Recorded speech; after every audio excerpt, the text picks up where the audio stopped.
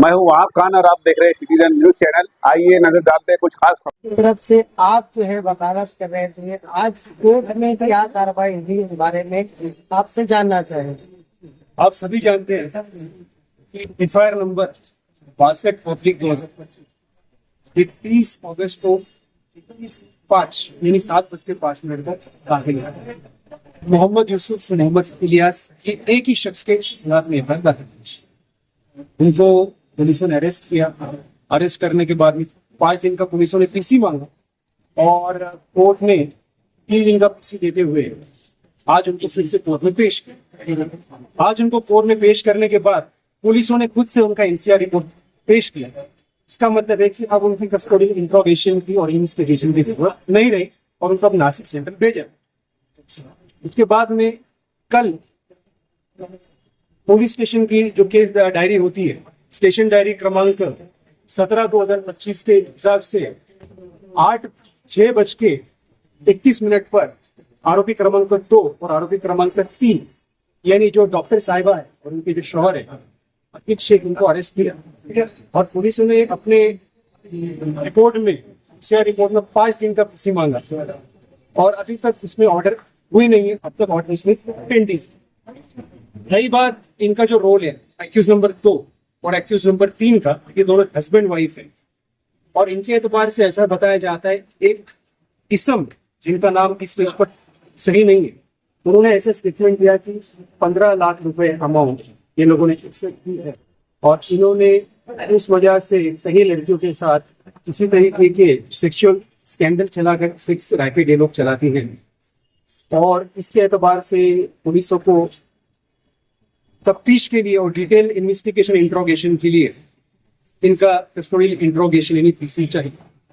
मैंने पीड़िता यानी प्रोसिक्यूट्रिस की जानिब से कोर्ट में आर्ग्यू किया और कोर्ट को बताया कि सबसे पहली बात इसमें देखा जाए कि पीड़िता के साथ कितनी दफा लैंगिक शोषण यानी सेक्सुअल इंटरकोर्स हुआ, किन किन मौके पर हुआ, किस किस तरीके का सेक्सुअल इंटरकोर्स इस पीड़िता के साथ।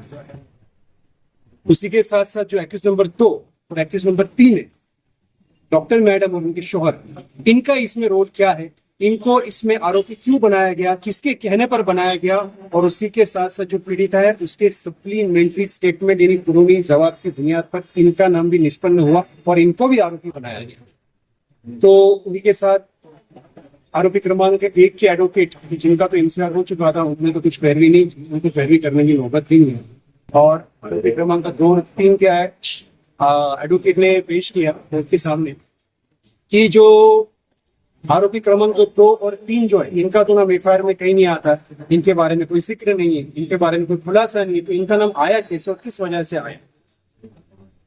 अभी अभी मालूमात मिली है कि मेहरबान कोर्ट ने 8 तारीख तक यानी बृहस्पति तक उनको पीसी दी, 5 दिन की पीसी मांगी, तो मेरे ख्याल में 5 दिन की पूरी पीसी कोर्ट ने हमारा आर्ग्यूमेंट सुनते हुए उनको दी है। उनके जो एडवोकेट थे आरोपी क्रमांक 2 और 3 के, उन्होंने कहा कि इनका कहीं नाम नहीं है, कोई रोल नहीं है, कोई जिक्र नहीं है, तो इनको आरोपी कैसे बनाया गया। तो हमने कोर्ट में ये कहा कि सप्लीमेंट्री स्टेटमेंट का भी प्रोविजन होता है और इस स्टेज पर जो केस डायरी देखने का अधिकार है वो मेहरबान न्यायालय को, उसी के साथ सरकारी वकील को और असिस्ट टू पीपी जो करते हैं उनको भी देखने का अधिकार होता है।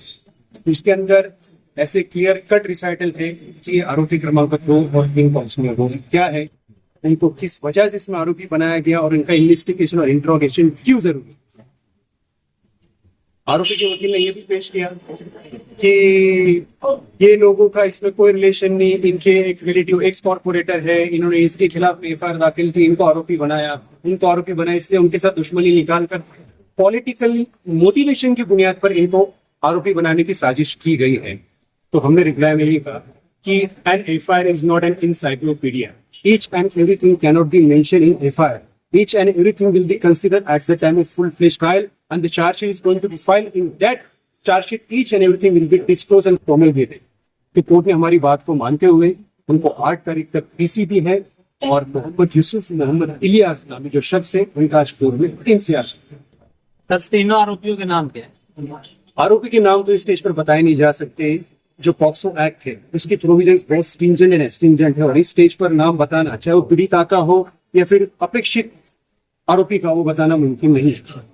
बहरहाल इसमें एक और डेवलपमेंट ये हुई है कि जो आईपीसी का सेक्शन 384 जो था, जो भी पीएनएस का सेक्शन 308 हो चुका है एक्सटॉर्शन खंडनी का, और उसी के साथ साथ सेक्शन 16 पॉक्सो एक्ट का वो भी ऐड हुआ है, abetment to instigate a person to do any wrongful act. इसमें इनिशियली सेक्शन 64 यानी 376, 351 2 यानी 504, 356 2 यानी 308 इसके अंदर लगाया गया था। उसी के साथ साथ 4, 6, 12 ये सेक्शन इनिशियली लगे थे।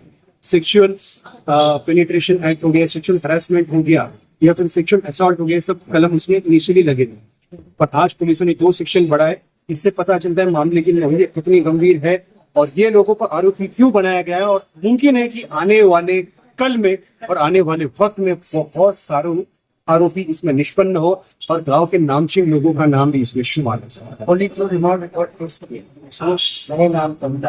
नए एक नाम का उसमें अब तक खुलासा हुआ, नाम नहीं बता सकते आपको, मैंने पहले ही कहा नाम स्टेज पर डिस्क्लोज नहीं कर सकते। 3 पर आपने बताया कि 15 लाख इस वजह से लिए, इसमें 15 लाख इस वजह से लिए गए वो भी मैं आपको नहीं बता सकता, क्योंकि वो भी इन्वेस्टिगेशन का पार्ट है। बट ये बताया गया कि 15 लाख देने की वजह ये रही है कि स्कैंडल चलाते हैं और सेटलमेंट की बात, बस यही तक मैं बता सकता हूँ। अच्छा, आरोपी नंबर जो 1 है, इनकी तरफ से 15 लाख रुपया आरोपी नंबर इनको दिया है, ऐसा एक शख्स ने उनके स्टेटमेंट में पुलिस के सामने कहा। अच्छा, पीड़िता का आरोपी 2 नंबर और 3 नंबर इसी में से किसी ने खाया है। आरोपी क्रमांक 2 और 3 दोनों का नाम है। अच्छा, पीड़िता का डायरेक्टली ये दोनों लोगों से क्या ताल्लुक है? ये जो 2 नए मुस्लिम बड़ा अहम सवाल आपने किया है। पीड़िता जो थी वो आरोपी क्रमांक 2 के पास असिस्टेंट बोल के काम करते, वो उनके ऑफिस में, वो उनकी क्लिनिक में कई अरसे से काम कर रही थी, और ऐसा कहा जाता है, प्रोसिक्यूशन की ऐसी स्टोरी है कि यही जो आरोपी क्रमांक 2 है ये सप्लाई करती थी और यही उनको अपने कस्टमर तक पहुंचाती थी, ऐसा कहना है, मजबूर कर, कंपेल कर। ये मामला कब का है और जब ये मामला पुस्तकों पर आ चुका है, लेकिन आगे ये क्या है? देखिए, ये मामला जो है 25 जनवरी 2025 का है। 3 बजे से लेकर 4 बजे के बीच ये मामला पेश आया, जबकि एफआईआर जो दाखिल हुई 30 अगस्त 2025 को 21:05 यानी 7:05 पे दाखिल है। आपका सवाल बिल्कुल दुरुस्त है कि मामला कब का है और एफआईआर अभी क्यों दाखिल हो रही है।